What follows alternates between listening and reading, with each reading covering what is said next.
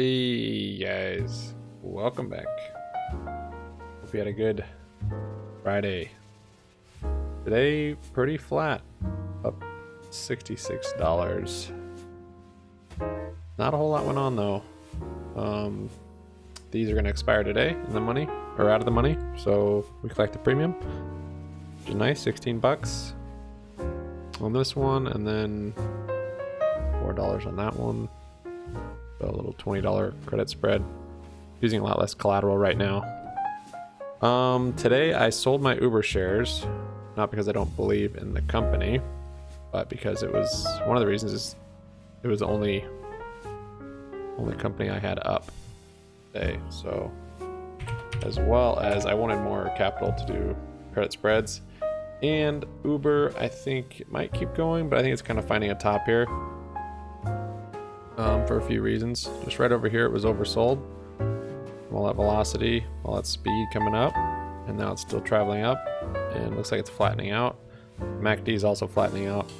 So it might just consolidate and then keep going up, or it might slowly start to reverse and move with the rest of the market, because the SPY has been slowly selling off, but Uber has continued to climb.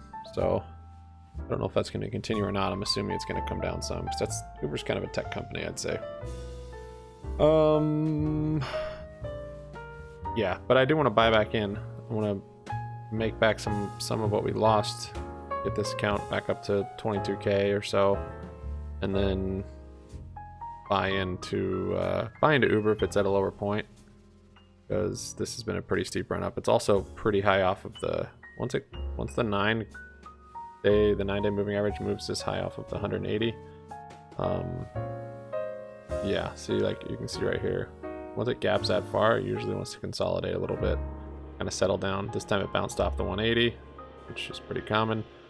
We'll see what happens up here, but it was the only one I was positive in, and I need capital, so that's what I did there. I wanted to get out of these calls I did, because now that I see what's going on, it's not just going to be a quick reversal. It is definitely consolidation, and the trend has changed to bearish. Don't know how long it'll last, but that's the case for now. So the problem with this is, even with first thing, if you look at my account today, see how it goes here and here and here.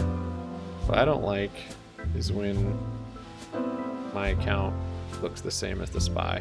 Even this isn't my long-term account, so I'm not doing a whole lot of options as far as buying options, doing some selling of options, but not really buying options. So there's kind of an excuse, but it's okay. But I don't know. When I see it like this, so look at this SPY here. See this SPY right here? Yeah, it kind of did this little bump, and then here, and then a low, and then back up. Oh, what do you know? This little bump here, and then a low, and then come back up. Yeah. My account basically looks like it's mirroring the SPY right now, just based on the shares I have. They're heavily weighted, too heavily weighted in the SPY. I don't like that. I might as well just have all my money in SPY and just let it run. I know that's pretty common for people's accounts to reflect the whole overall market, but I haven't actually. My account hasn't really done that until I started until Rocket and Uber, because I took a pretty big position of my account to these two. 3, 4, it's almost $5,000 right there. So these are kind of these have just been tanking since I bought them, but they're kind of reflecting the SPY also, and these are weighting my whole account with the SPY. So I kind of just have to wait it out now at this point. He is pretty heavy, but it hasn't really dropped. Space is, man, what happened to space today? I wanted to go back up to space. Yeah, space had a pretty big sell-off today, 5%. It's oversold though, so hopefully it consolidates and comes back up.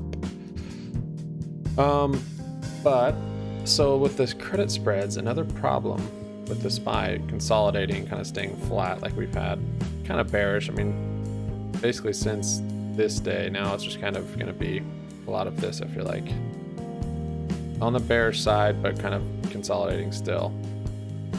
when you have this and you don't have a lot of volatility, you just can't get a whole lot for premium on the SPY credit spreads, and that's when it starts to get, that's when you make a mistake.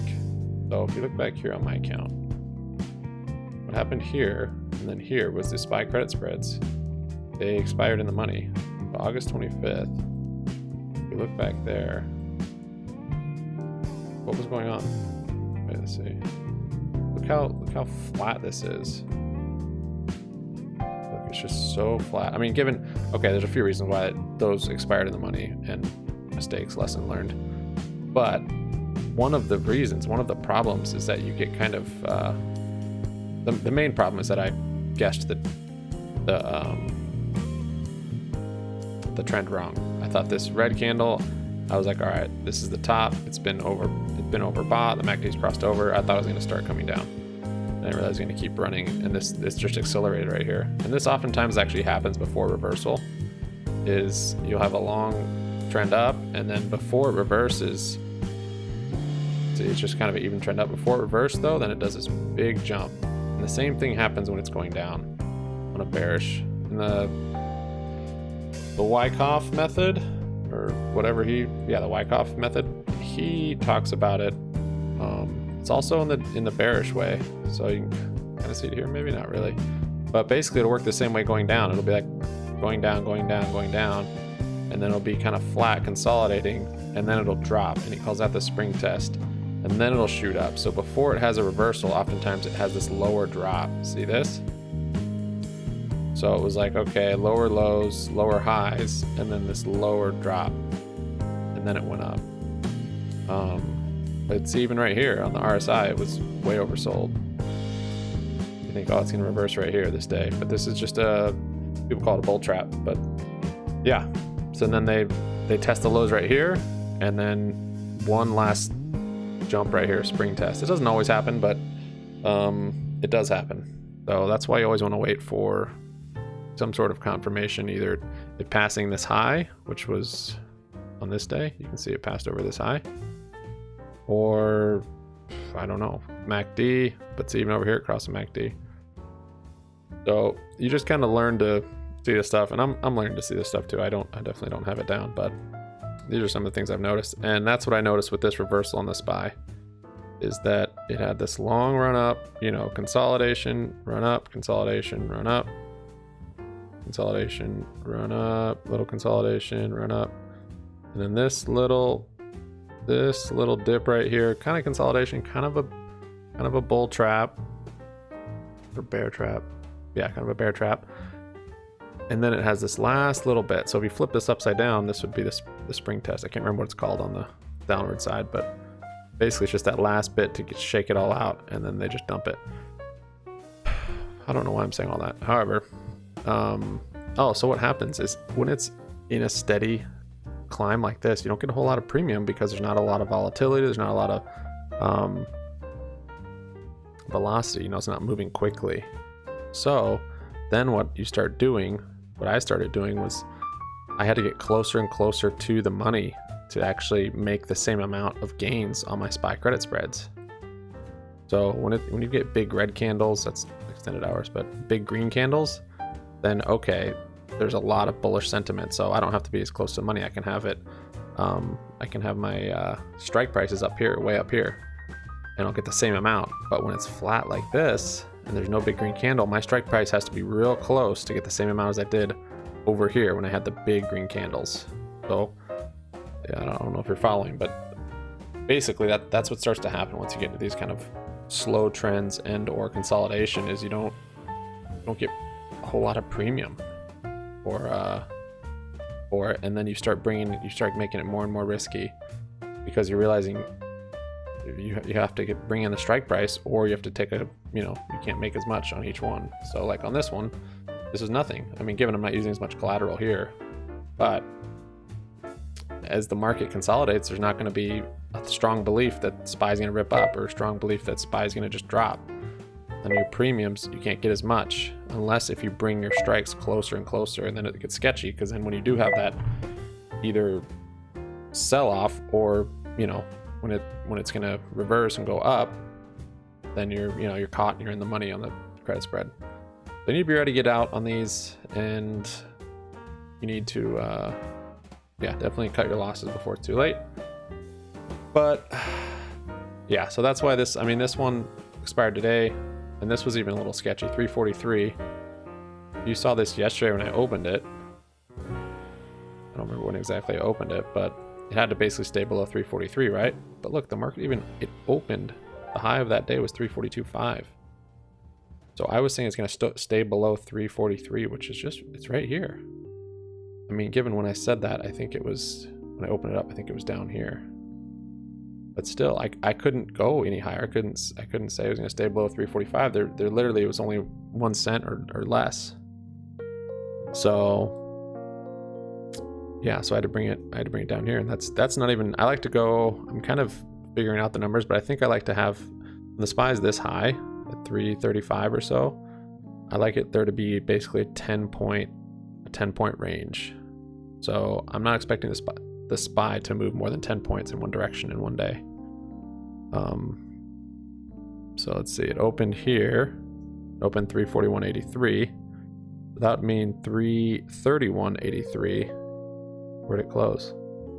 334. Yep, see, it closed above 331, and then of course it closed below 10 points above. But the problem is when you're opening in a day early, like on Robinhood, you don't know, because that's just in one day.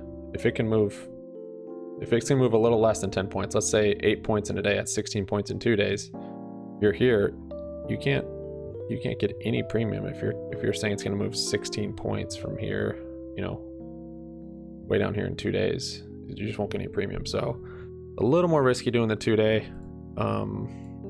Basically what you have to do on Robinhood. On E-Trade, I've only had to cut out of one, and it was a small loss. But on that account, I do it same day. So it's I don't know, maybe it's, if I go further out of the money, it's not as risky, of course, but I know some people do them, weeks, months, years ahead. But yeah, that's kind of where I'm at with the SPY credit spreads. I tried to open up one today for expiring on Monday, but the premium again was so small, and I was like, I don't want to risk it anymore. It was already, where was it? I think it was, 343. It would have had to have closed south of 343, and I'm expecting it to close lower than 343 on Monday, but who knows? Over a 2-day weekend, virus curing people, or it's working, therapeutics curing people, whatever, and SPY's gonna go nuts. So I didn't open one, which is fine. These are expire, I'll make money on these, and then Monday I'll just do a daily on the E-Trade. What else we do today?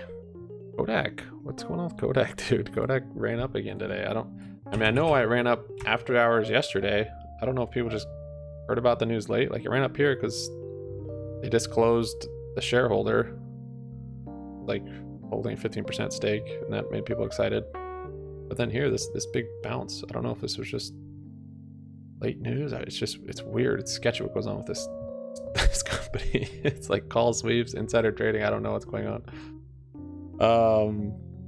But yeah, I'm like tempted. I want to like almost buy this back. Maybe tomorrow or Monday when Kodak dumps, I'll buy this back for $5. So I have I can open it back up, and there's a bunch of bullish volatility. Yeah, really what's bringing me down, I'll show you the equity again. So for total return on these shares, I guess for long-term, Tesla and Rocket are pretty unstable. If we're being honest. So Tesla's come up quite a bit. I'm only down $100 on that. Is that true? Wow, okay. Rocket, I'm still down 800, so almost 900, almost $1,000 there. So that'll bring the account up some. Space has tanked quite a bit. 1,200, 13, 14, $1,500 just in shares, which, yeah, yes, that put us back up about 20K. And then these option contracts I have, these debit spreads, these are just all going to lose premium as the market continues to just consolidate. But I think I have enough time on them.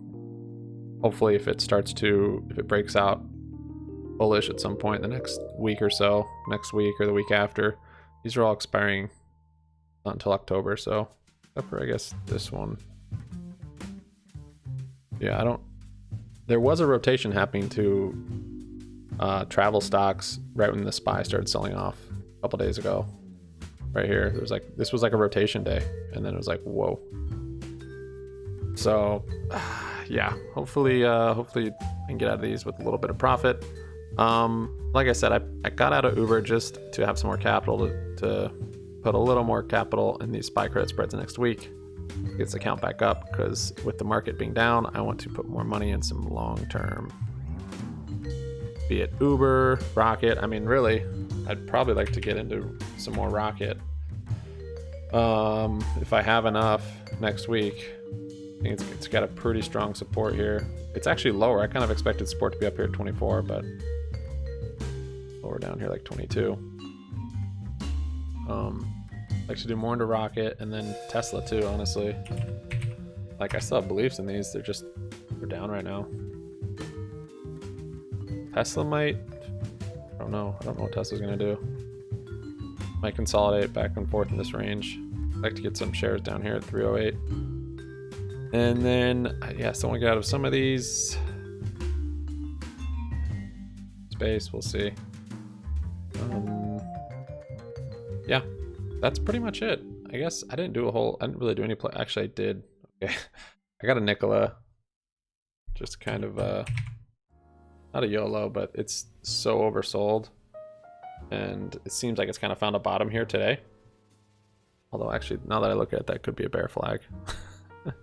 All right, it might go further, but I have until towards the end of the month for it to reach 65, which it won't reach 65, I don't think, but on a good bullish day, this might have a lot of value. So far, it's up 33%, so, and that's just, that's based on nothing. I mean, I got it right here. Maybe it's just a big spread, I'm not sure. Oh yeah, it's a big spread, okay. See the bid and the ask, there's a big difference between those. That's why it's saying I'm positive. I could sell out of it. Any kind of good news from NKLA though, since it's had all this bad news, we'll shoot it up. And every reaction in the stock market is an overreaction, said by Zip Trader, and I think he's a pretty smart guy. And it's proven true in most all circumstances. And this reaction was that NKLA is a sham, it's fake, there's all these rumors of all this stuff. Whether it is or not, I don't really care. I'm not putting this in the long term at this point. But those rumors tanked the stock, and that's a reaction, and to me it looks like an overreaction. So if I was just swing trading shares, I would wait until it was a reversal and confirmation.